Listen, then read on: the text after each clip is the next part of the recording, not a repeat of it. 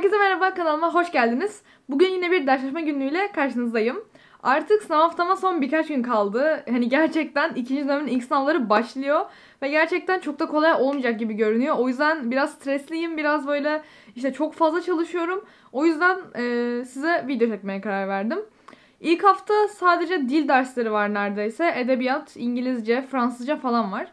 İkinci hafta daha çok sayısallar var ama ben hani sırayla değil genel olarak hepsini karışık olarak çalışmayı planlıyorum ki hani hiçbirini atlamayayım, hepsini çalışmış olayım sınav haftasına kadar. Günün derslerine biyolojiden başlamak istiyorum. Biyolojiyi çok seviyorum ama bu son öğrendiğimiz ünite biraz daha sözel bir ünite olduğu için hani ezberlemem gereken çok fazla nokta var.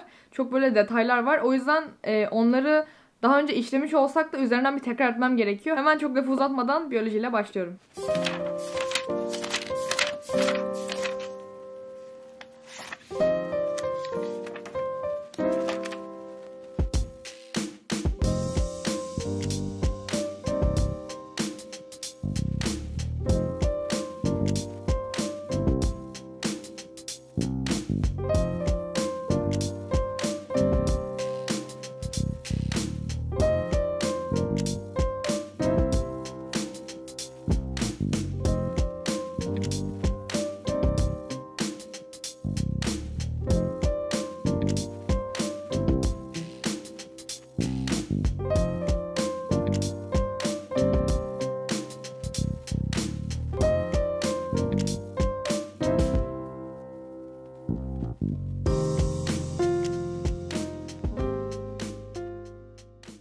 Sayısal bir derse başladım. Sözelle devam edeceğim. Sözel olarak da sırada coğrafya var. Coğrafyadan benim ilk sınavım, hani bu senenin ilk sınavı çok kötü geçmişti. En kötü sınavım coğrafyaydı. O yüzden genel olarak böyle bir ön yargım var ama yine de halledebileceğimi düşünüyorum. Konu tekrarını halletmiştim coğrafyanın. Düzenli bir şekilde tekrar ettiğim için böyle genel toplu tekrar yapmama gerek kalmamıştı. O yüzden hemen testlerden başlayacağım ki bakayım hani çok eksiğim var mı? Eksiğim varsa ona yönelik tekrar yaparım. İsterseniz hemen siz de benimle beraber gelin ve test çözelim.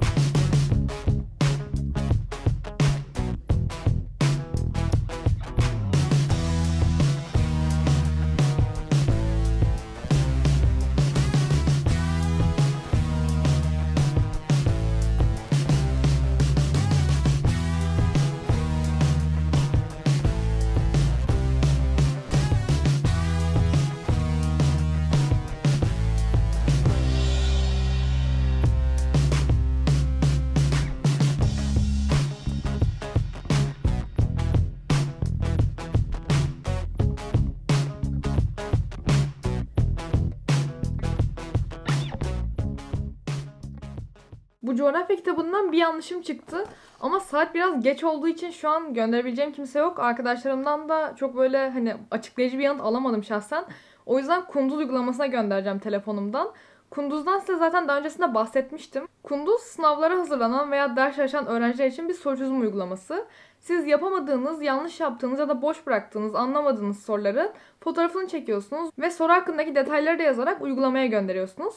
Uygulamaya kayıtlı olan uzman eğitmenler tarafından, profesyoneller tarafından sizin sorularınız çözülüyor ve açıklamasıyla beraber size gönderiliyor. Gerçekten hani çok faydasını gördüğüm bir uygulama benim. O yüzden kullanmayı çok seviyorum ve hani çok düzenli olarak kullanıyorum. Bugün yine bir sorum çıktı, onu göndereceğim şimdi coğrafyadan. Hemen onu göndereyim. Beklerken size biraz daha detaylıca Kunduz açıklayayım. Kunduz uygulamasını açıyorum. Soru ekle kısmına giriyorum. Yanlış yaptığım sorunun fotoğrafını çekiyorum. Ardından hangi ders olduğunu ve cevap anahtarında doğru şıkkın hangisi olduğunu işaretliyorum. Herhangi bir yorum olmadığı için o bölümü boş bıraktım ve ardından sorumu gönderdim. Siz de bu Kunduz uygulamasına videonun altındaki linkten ulaşabilirsiniz. Kunduz daha öncesinde de bahsettiğim gibi temeli soru çözümü olan bir uygulama. Şöyle ki siz yapamadığınız soruları, anlamadığınız soruların fotoğrafını çekiyorsunuz ve uygulamaya yüklüyorsunuz. Yükledikten sonra hangi dersten olduğunu, cevap anahtarını ve isterseniz hangi noktasını anlamadığınızı yorum olarak belirtiyorsunuz. Bundan sonra gönderdiğiniz andan itibaren 10 dakika içinde size cevabı geliyor ve gerçekten ben hani aktif olarak kullanan biri olarak söyleyebilirim ki gelen cevaplar çok açıklayıcı, çok profesyonelce oluyor. Hani eğer anlamadığınız bir konu varsa zaten üzerine gidebiliyorsunuz. Tekrar hani şu noktayı anlamadım, tekrar anlatır mısınız diye iletişime geçebiliyorsunuz. Bu şekilde soruyu tamamen anlayana kadar hani bir şekilde ilerleyebiliyorsunuz uygulama üzerinden. Bu da gerçekten çok iyi oluyor. Benim özellikle uygulamayı çok sevmemin ve çok faydalı bulmamın sebebi de her saatte bu kadar hızlı bir şekilde cevap alabiliyor olmanız. Çünkü ben hani bazı mesela sınav dönemlerinde sabah erkenden kalkıp çalışıyorum veya geç saatlere kadar kalıyorum. Böyle bir durumda hiçbir hocanıza yazamıyorsunuz. Hani kimi sabah 6'da rahatsız edeceksiniz veya arkadaşlarınıza yazamıyorsunuz. Bu yüzden hani birine ihtiyacınız oluyor ve direkt hani saati dert etmeden hani birini rahatsız ederim düşüncesi olmadan bu uygulamayla gönderebiliyorsunuz ve çok pratik bir şekilde yanıt alabiliyorsunuz. Ayrıca daha önce sorduğunuz, uygulamaya yüklediğiniz soruları da soru kitaplığınızda görebiliyorsunuz. Hani bu şekilde atıyorum edebiyat dersinden hangi tip soruları çözememişsiniz ve bunların cevapları neymiş, açıklamaları neymiş bunu görebiliyorsunuz. Bu şekilde hangi konulardan eksiğiniz var daha iyi takibini sağlayabiliyorsunuz. Hani bir nevi yanlış sorular kütüphaneniz oluyor elinizde. Bu da gerçekten çok iyi bir özellik. Özellikle sınav haftalarında ben bakıyorum mesela. Daha önce yanlış yaptığım soruları şu an doğru çözebiliyor muyum diye kontrolünü sağlıyorum. O da çok güzel oluyor.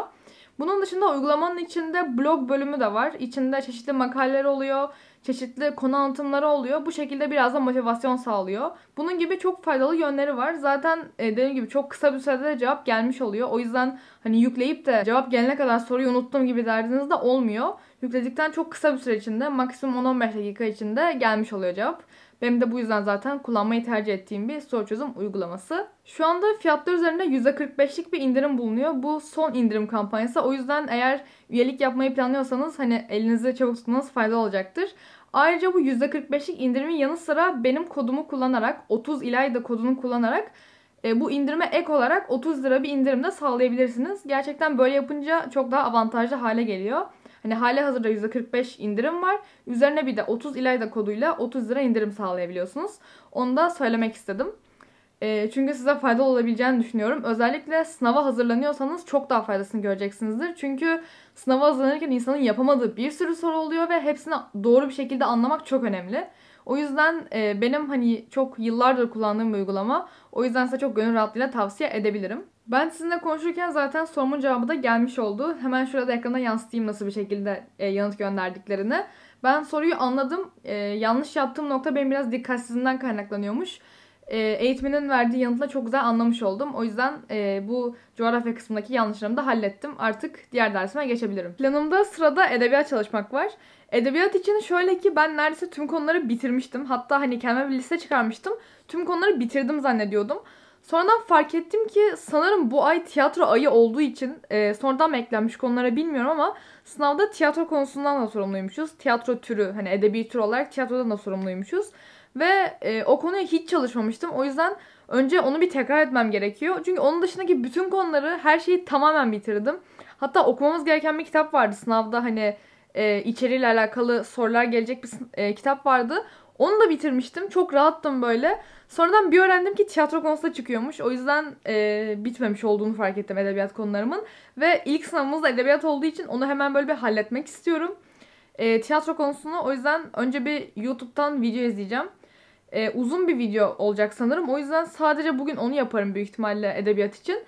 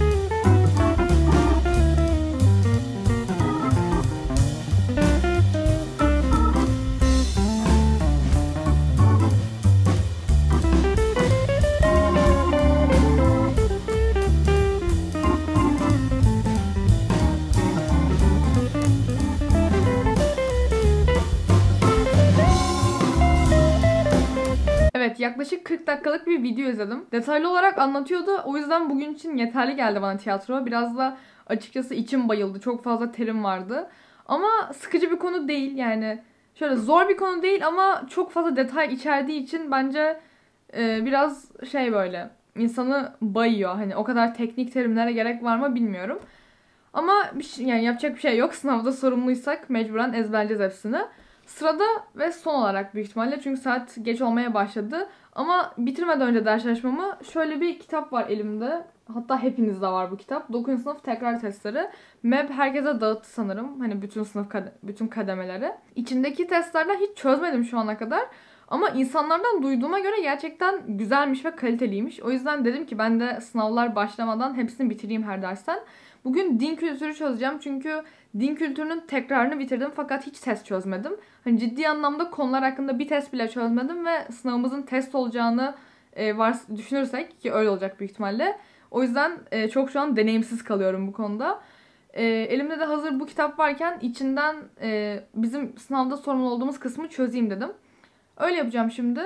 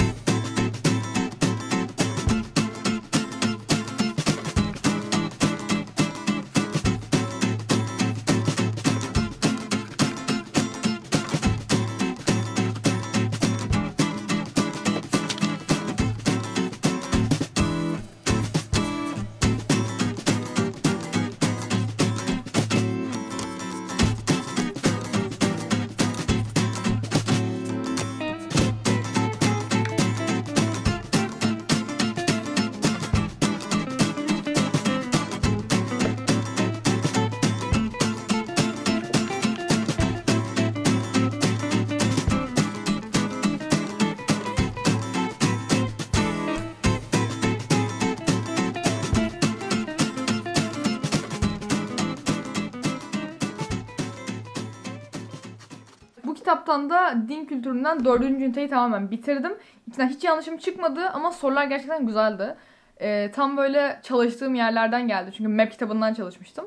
Güzel oldu o yüzden.